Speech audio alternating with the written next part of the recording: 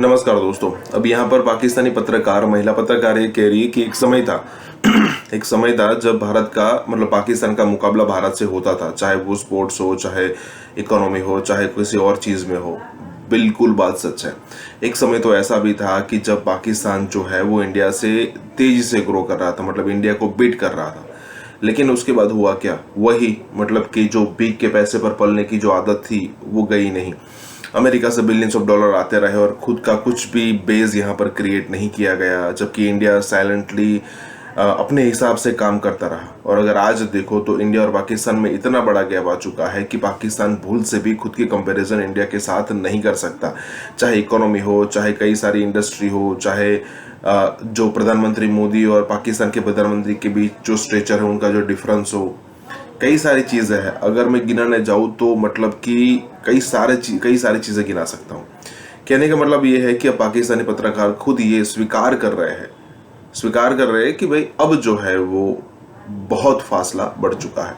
इसी के साथ ही वीडियो शुरू करते हैं। एक वक्त हुआ करता था जब पाकिस्तान का मुकाबला भारत से हुआ करता था, हर लिहाज से, इकोनॉमी के पॉइंट ऑफ व्यू से, खेल के पॉइंट ऑफ व्यू से, एंटरटेनमेंट के मैदान के पॉइंट ऑफ व्यू से। लेकिन अब वो दिन चले गए। आप वो कौम है जो सिसक सिसक के नाक रगड़ रगड़ के कभी फैटअप से निकलते हैं, कभी आईएमएफ से निकलते हैं। इंडिया में इस वक्त आप कहेंगे जी सेमीकंडक्टर फलाना डिबाकर, वो मुझे बड़ा दुख हो रहा है, मुझे बड़ी जेलसी हो रही है। पाकिस्तान इसके करीब करीब कब पहुंचेगा? इंतहाई अफसोस, इंतहाई दुख है।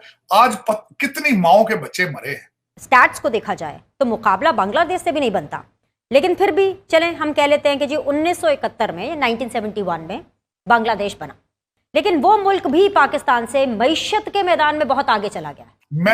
मेरी सारी रिसर्च, मेरी सारी तालीम जब पाकिस्तान के हालात देखता हूं तो फेल होती नजर आती। आप एज ए कंट्री तो खैर दिवालिया हो चुके हैं, आप समाजी तौर पर, आप अखलाकी तौर पर भी दिवालिया हो चुके हैं।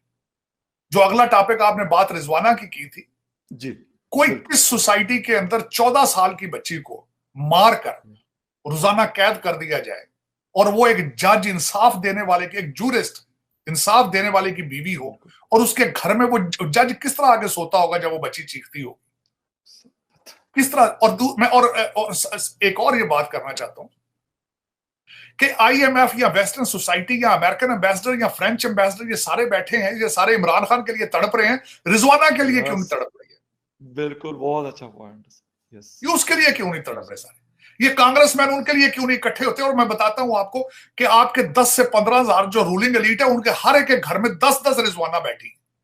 बिल्कुल। गरीब लोग जिनके 8, इसके भी केस बिल्कुल वो, ये सरगोदा से वो उसके माँ बाप हैं, 8 और 10 बच्चे हैं उसके, और वो बंदा पाल नहीं सकता, तो उसने अपनी 14 साल की बच्ची को इनके हवाले किया हुआ कि जो मर्जी इसके साथ कर। तो लेकिन आज मेरा क्वेश्चन मार्क है आपका, वो जो रॉयल जज है जो पैदा हुआ था पाकिस्तान पे हुकूमत करने के लिए, एचिसन से पढ़ा था, फिर सारी एजुकेशन बाहर की है, सियासी फैसले 16 मिनट में 16 जमानते, वो रिजवाना के केस पे क्यों नहीं उसने सोया मोटा एक्शन लिया? फिर किस तरीके से एक हाई कोर्ट के जज ने उस जज की बीवी की बेल दे दी और अरेस्ट ले ली? Yes, yes. आप इखलाकी तौर पर दिवालिया हो चुके हैं। आप एज ए सोसाइटी कोलैप्स कर चुके हैं, और जो 14 साल और सारा मुआशरा आपका हंस रहा है, सारी सोसाइटी। 14 साल की बच्ची है, उसके सर में कीड़े पड़ चुके हैं, इन्फेक्शन हो चुका है अस्पताल में, पता नहीं, आज तो बल्कि किसी ने खबर ये भी चलाई थी, सुबह चली थी, कि शायद वो फौत हो चुकी। सर, वो डॉक्टर ने ये कहा है कि हमने उसको वेंटिलेटर पे रखा हुआ है, लेकिन उसके पास नेक्स्ट 48 आवर्स जो है वो बड़े क्रिटिकल हैं और बचने के उसके चांसेस बहुत कम है। नवीदुल जफर साहब जो उनके सर्जन है लाहौर हॉस्पिटल। और फखर भाई, ये पहला वाकया नहीं है, पहले भी एक जज का इस तरह का वाकया था, लेकिन ये जज इस्लामाबाद में हुआ था। लेकिन उसमें फखर भाई, ये हर अफसर के घर में रिजवाना बैठी है, 2-2, 3-3, हर रूलिंग लीड पूरी के पास जो है वो इसी तरह जुल्म हो रहा है। लेकिन ये स्लेवरी नहीं तो क्या है? अमेरिकन एम्बेसडर क्यों किस तरीके से चुप करके बैठा है? क्योंकि यहाँ पे चीख के हमें स्लेवरी की स्टोरियां सुबह शाम सुनाते हैं अमेरिका में, ये कि 400 यहाँ पे 200 साल पहले स्लेवरी ये होती रही है, वो होती रही है। 87 आपके कैबिनेट के मेंबर हैं, उनको आईएमएफ को वो नजर नहीं आते, उनको ह्यूमन राइट्स नजर आना शुरू हो जाती है। अगर कोई लौंडा लपाड़ा जेल में जाता है तो रिजवाना के लिए क्यों नहीं खड़े होते? इसके लिए क्यों नहीं खड़े होते?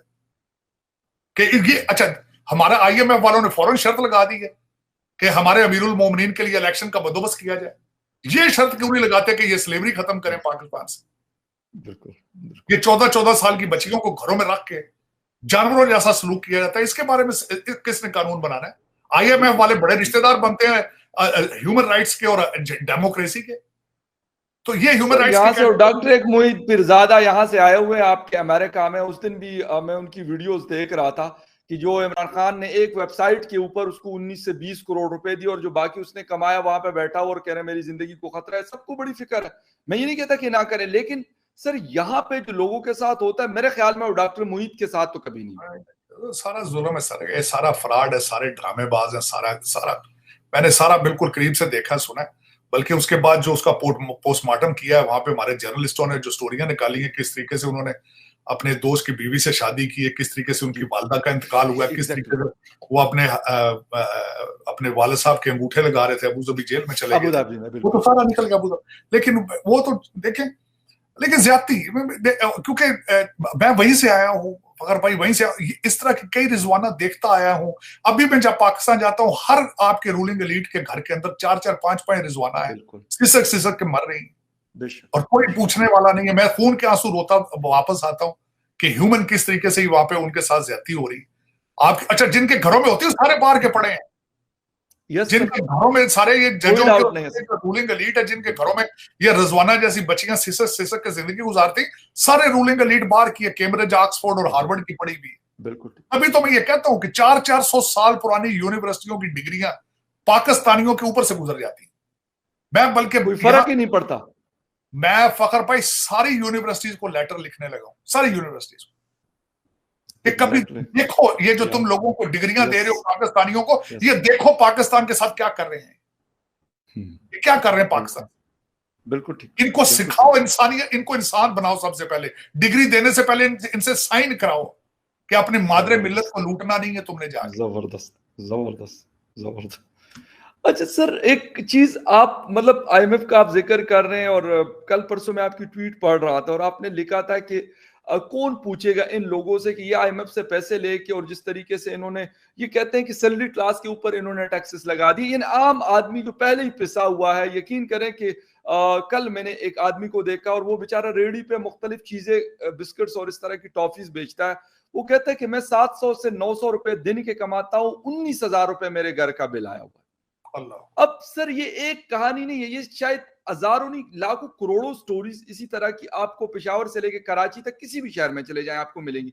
लेकिन हमारी एलीट को सर अपनी अय्याशियों में किसी किस्म की कमी नहीं आने देते कोई भी। आपने भी सर 2 जहाजों का जिक्र किया कि 2 जहाज 1 घंटे या 2 घंटे की डिफरेंस से क्यों उड़ रहे हैं? ये कमर्शियल जहाजों पे क्यों नहीं गए?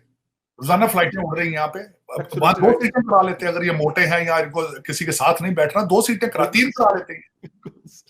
लेकिन फखर भाई उसमें बात यह कि जब ज़हनी अखलाकी तौर पे आप मुर्दा हो चुके हो, जब ये आज की स्टोरी नहीं है फखर भाई, 76 साल की शर्मिंदगी है ये।